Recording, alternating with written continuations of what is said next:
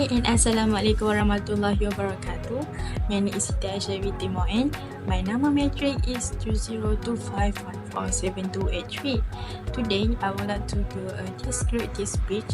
My title is Halal versus Haram, Misconceptions among the Malaysian.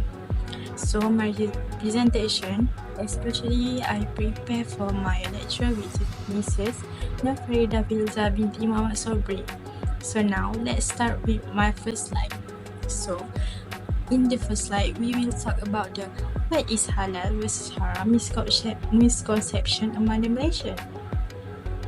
So some of the Malaysian misconception about halal versus haram often due to cultural influence. What is cultural influence? We will know that in Malaysia we have Malaysian, we have Indian, Chinese, Malaysian, and more than that.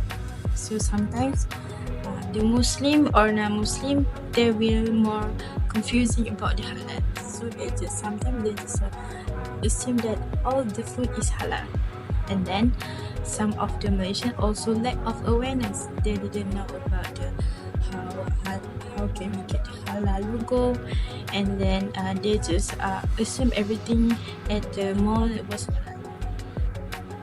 So let's start.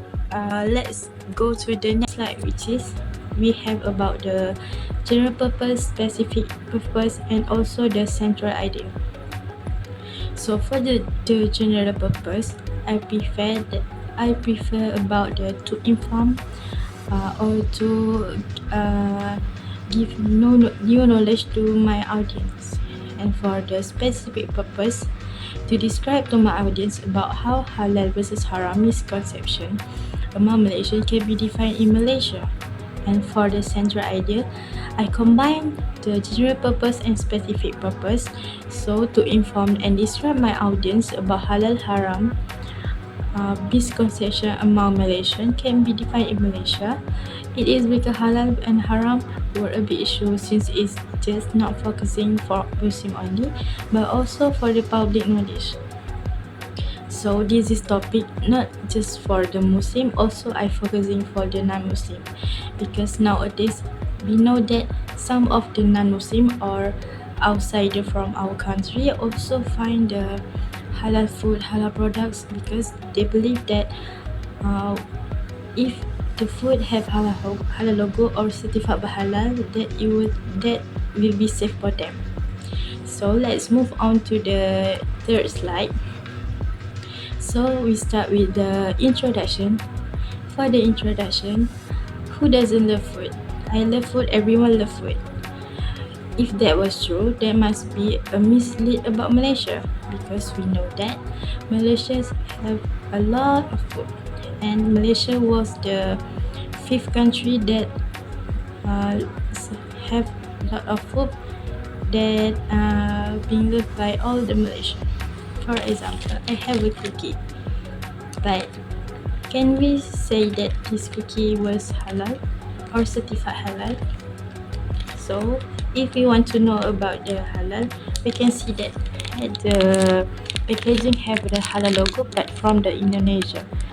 Since it's from the Indonesia, so it can be halal certified by Indonesia, and we can still eat these products. So the second one, we talk about, do we know or have the knowledge about the halal haram misconception among the Malaysian?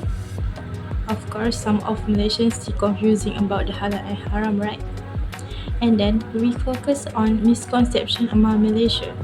It is because some of Malaysian just follow all the viral topic on social media. Like I just said, sometimes there were viral news about the restaurant that they claim they halal, but they didn't apply for halal logo. But still, some of the Muslim or Malaysian go eat at the restaurant. And then some of Malaysian will think that halal and haram was only focusing for Muslim in Malaysia. But for me, I didn't focusing the halal and haram only for the Muslim, but also for the non-Muslim. Now let's start. Let's move on to another slide about the body of presentation. So misconception among the Malaysian, I give it about 2 misconception among the Malaysian. For the first one, about the Muslim owner. Some of Malaysian or Muslim, they assume the restaurant or the products was halal by just focusing only to the Muslim owner. Sometimes we cannot assume that restaurant or halal or that product was halal because a Muslim owner doesn't ensure the products or ingredients was halal. Sometimes it could be the workers is non-Muslim and it cannot be uh, accepted in halal certification Malaysia.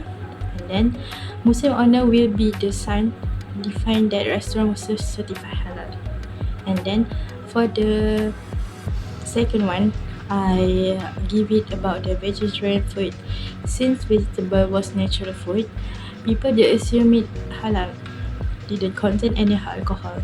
Some of the Muslim or Malaysian, when they go to the restaurant, they ask for like a salad, bowl of a salad. They assume it doesn't contain any alcohol, but sometimes in that food must be, it could be the chef or anyone at the restaurant put some or a little alcohol in their food. So it very important for us to ensure that the restaurant or the place certified by halal.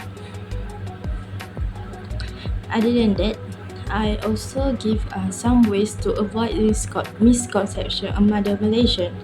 For example, for the first one, we can refer to trusted authority, use official sources, check for halal logo. It's simple for us as Muslim in Malaysia. We have JAKIM that we can go to their website and find the name of the restaurant that we want to go order halal products, and then we just type the name and the answer we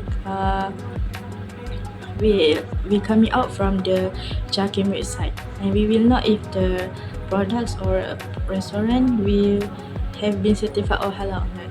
And then the second one is be aware of ingredients with multiple source. For example, it could be the ingredients included with glycerin, lecithin, and look for products that specify plant-based or halal certified. For example, where did I say glycerin and lecithin?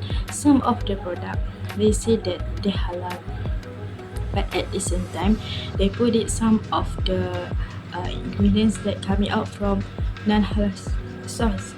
For example, from the pig or other resources. For the conclusion of this topic, some of Malaysian people still misunderstood and oversimplify this concept due to lack of deep knowledge, over-reliance, assumptions, and influence from culture or trends. So it's not good for us just follow the trend over the social media. We have to find out the truth by ourselves. And then halal was not only about food but also areas such as cosmetics, finance, lifestyle, and business practices. For example, like I said, in this cookie we can see the halal logo. But also if we go to the drugstore, some of the product have their own halal logo. For example, halal logo from the Indonesia. For example, for our skincare, we should go to the ingredients and find the halal logo. We cannot say if there any halal logo, we cannot use it, but at least we have to look at the ingredients. From the ingredient, we can know that if there any non-halal ingredients. And then the last one, misconception about halal and haram may seem small but can have a significant impact on religious observance. For this part is focusing for the Muslim. We have to, as a Muslim, we have to find halal food, not just follow the trend, follow our culture. But it was very important for us as Muslim to find out some of halal food rather than eat the haram food. And then that's all for me. Thank you.